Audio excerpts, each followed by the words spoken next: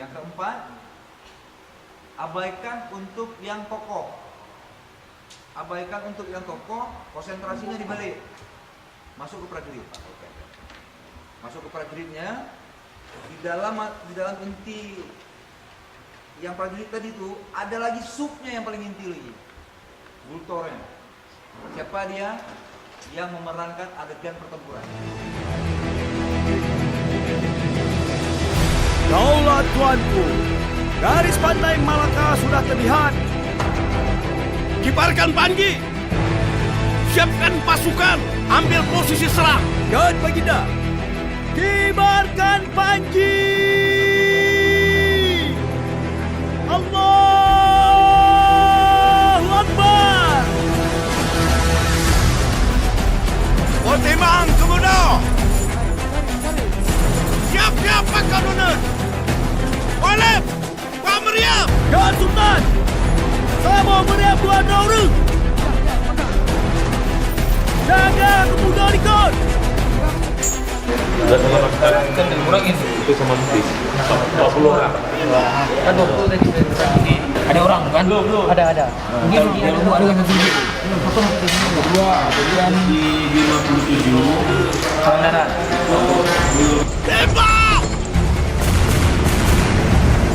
Betul naik diku. Betul. Jatuh posisi. Tembak. Masuk. Bapak masuk tu Pak. Bersiap meriam raya. Tembak. Hancur wakah kafe Bantanyu. Penjara ada lagi.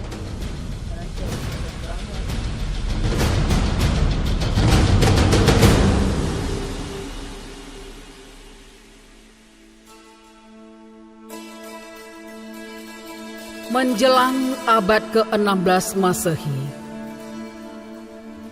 daerah Nusantara dan Semenanjung Malaya merupakan medan pertempuran menentang penjajahan imperialisme Barat.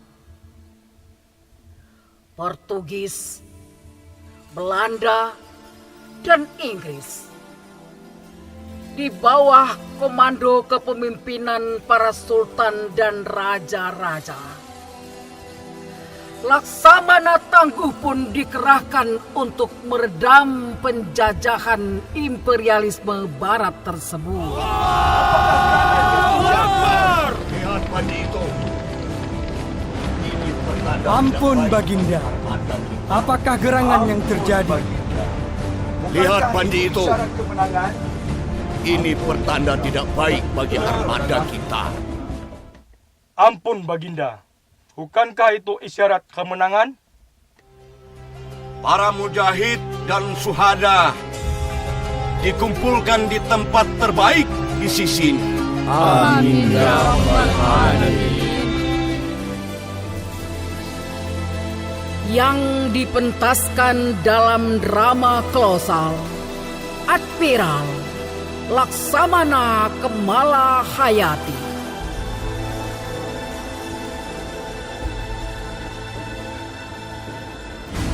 Pada tahun 1589 Masehi, armada Portugis dan Johor secara Yang itu sporadis adalah armada Laksmana Mahmudin bin Said Al-Latif.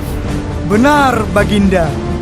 Itu adalah armada Laksamana Mahmud. Yang pertama narasi opening, setelah itu masuk narasi 1. Di ujung narasi 1 baru masuk.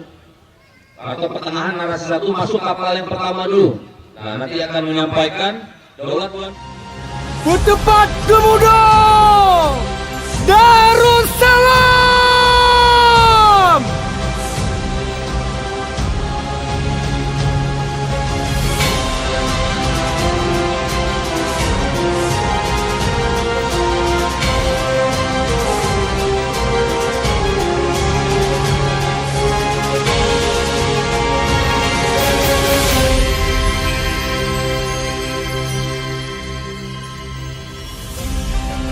Pegang teguhlah apa yang sudah diberikan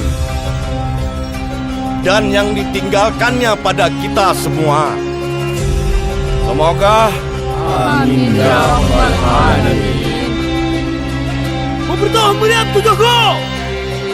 Bima!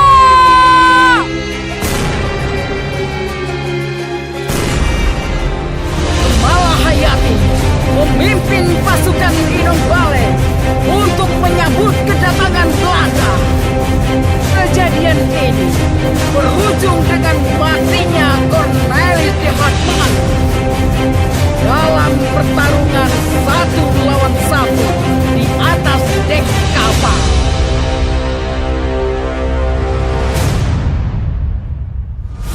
Apakah yang lain sudah berangkat?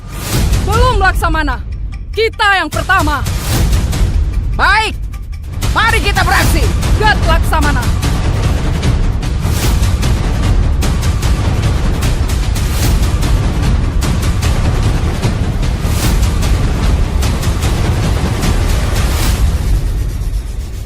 Wanita, para mujahid dari seluruh negeri sangat menghormatinya. Malahayati pun telah membuktikan dirinya sebagai komandan yang handal dalam pertempuran melawan Portugis dan Belanda.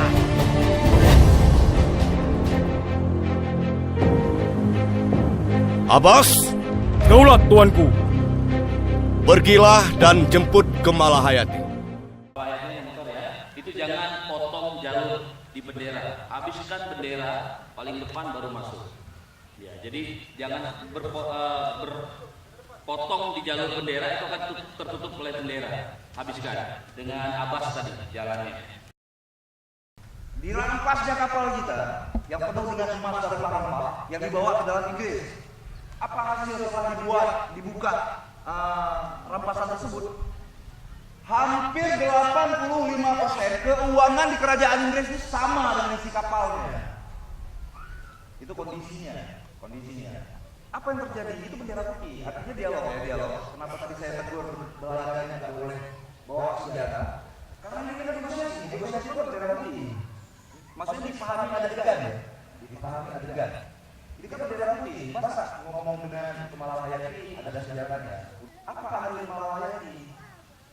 Dengan jabatan tinggi, orang yang dipercaya oleh Sultan, maka dia menang dia Sultan. Aku tidak akan pernah bisa melepas posisi karena mereka dengan pasukan saya. Cuma kalau bangsa dan bangsa yang bisa, ada punya angkatan muda, angkatan mudanya, dan memang dilatih secara khusus untuk membantai siapa saja yang masuk.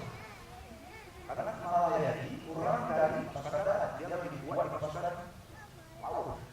Maka dia melepaskan angkatan daratnya atau sudah menguasanya dan menguasai sama darat. Malahayati main di laut. Saking terkepungnya banyak armada yang hancur dan Portugis pun lari. Itu yang dikomandoi oleh Alfonso. Yang pasukan darat 300 lebih tewas semua. Yang udah kejadian tadi. Alfonso hanya sekitar 3 armada yang selamat dari kurang lebih sekitar 12 armada yang mendarat ke Luwu. Yang lainnya habis 3 aja armada yang dapat keluar. Sampai di suatu malam mereka dihajar dengan Belanda. 2 kali intro. 2 kali kapal. Hancur di darat kita, hancur di laut dengan Belanda. Dan ini nilai jualnya tinggi. Kita mainnya di sejarah, bukan karang-karangan, bukan kita buat naskah. Dari mimpi kita bangun di Eropa kita buat naskah. Kita kasihkan, kita aplikasikan ke lapangan. Bukan itu. Memang sejarah yang kita kupas ini sama beliau.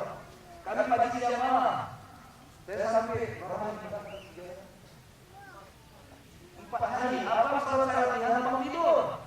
Karena cuma 2 jam sehari. Itu cuma orang tidur. Di layar alam. 2 jam saya tidur di layar alam. Hanya mikir gimana kasihnya perfect itu ya ini.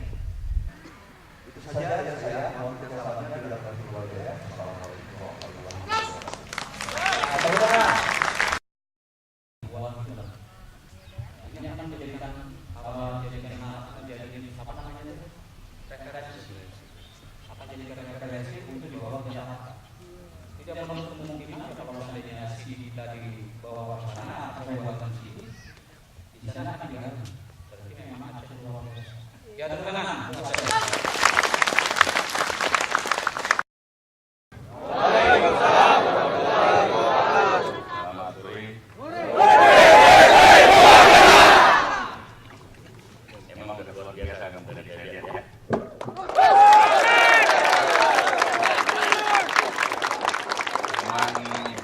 masih ada beberapa koreksi.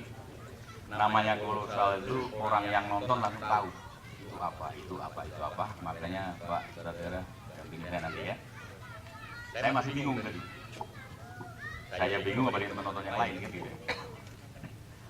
Jadi pertama pertempuran apa tadi pas masuknya kapal itu masih kelihatan roda kapal. Mungkin perlu penambahan bendera kain hijau untuk laut. Jadi kapal masuk itu jangan sampai kelihatan rodanya, ditutupi diiringi dengan pemegang kain sehingga kayak di tengah laut kapalnya. Kemudian ada ajudan Malayati saat di sini ngomong ada apa, tapi suaranya laki. Jadi suaranya laki kan gitu.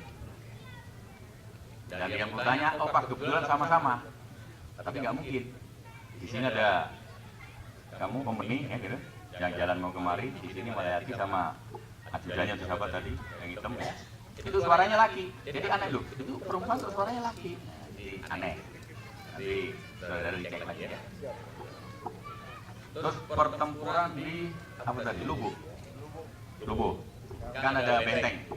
Nah, berarti harus dilengkapi dengan benteng dari kayak apa? Dari gabus atau dari kertas tadi. Di situ memang kita kalah. Artinya kan jangan sampai yang saat serangan yang di benteng turun dari benteng. Benteng ini gunanya untuk pengamanan, pertahanan kan. Sehingga Belanda tadi atau kompeni masuk sampai ke benteng. Ya, saudara ya. Tadi kan karena nggak ada benteng, akhirnya kelihatan kemarin ceritanya benteng. Lebih baik ada 3 tempat, ada bentengnya di situ. Itu daerah mana itu? Indrapuri ya? Iya, betul. Rebu panahan sudah selesai, full semua latihan saja, jadi kelihatan koreksi yang sudah kita lakukan hari ini, besok perbaikan, lusa perbaikan. Rebu itu udah H-min berapa itu? Tanggal 8 ya? H-min 2. Sehingga kalau masih ada perlu perbaikan lagi, ya sampai H-min 1. Kita perbaikan. Kamu harus tampil bagus. Ini juga pertama sebagai kebanggaan kita semua sebagai masyarakat Aceh di sini kita, bahwa Malayati diangkat sebagai pahlawan nasional. Yang kedua, ini juga mau difilmkan. Jadi dari Parvi besok datang ke sini, mau lihat, mau ngerpek kali gitu ya. Nah, ya untuk tambahan nanti ada pembuatan film, bisa bagus. Siapa tahu nanti ada actingnya bagus bisa diambil. Nah, gitu kan. Itu dari Parvi mau datang ke sini.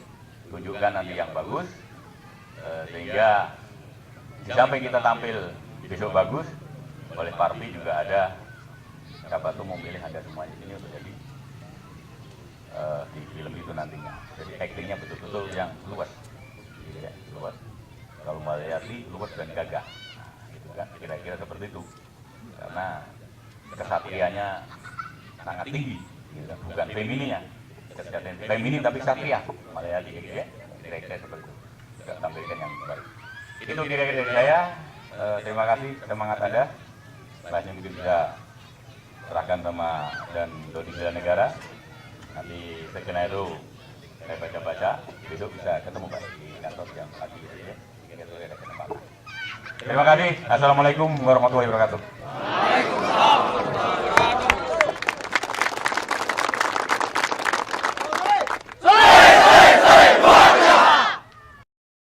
Kemalahayati ini sebentar lagi mungkin sudah ada skepnya ya. Tinggal akan dibacakan nanti pada tanggal 10 November menjadi pahlawan nasional.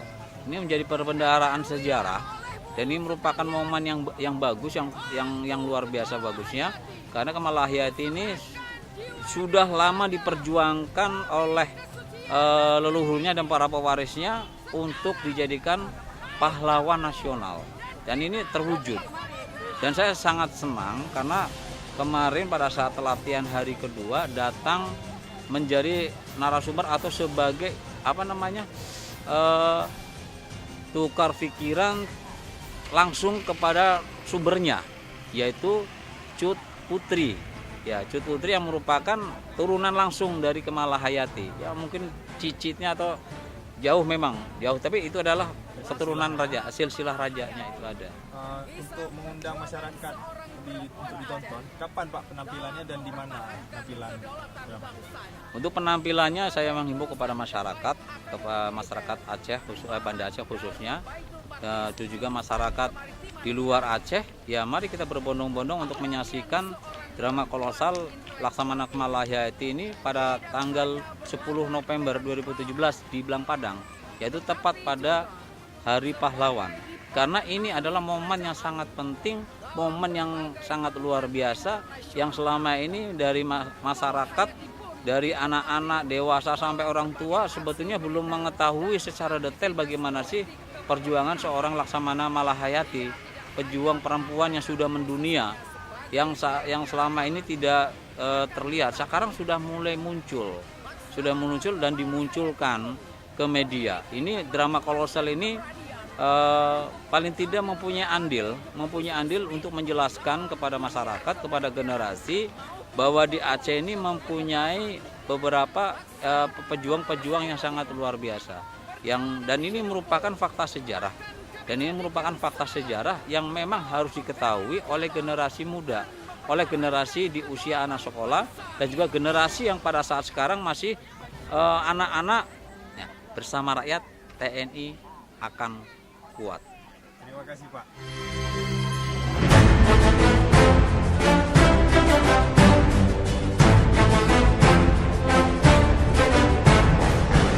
Laksamana Kemalahayati, kisah perjuangan seorang perempuan Aceh dalam mempertahankan kedaulatan bangsanya. Sebagai lulusan terbaik Akademi Militer, Mahat Darul Baitul Maqdis jurusan kemaritiman di Aceh.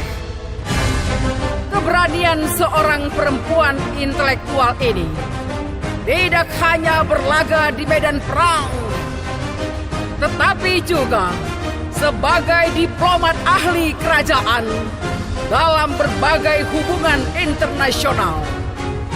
Kemalahayati pun ikut aktif dalam berbagai aksi militer dan aktivitas politik kepemerintahan.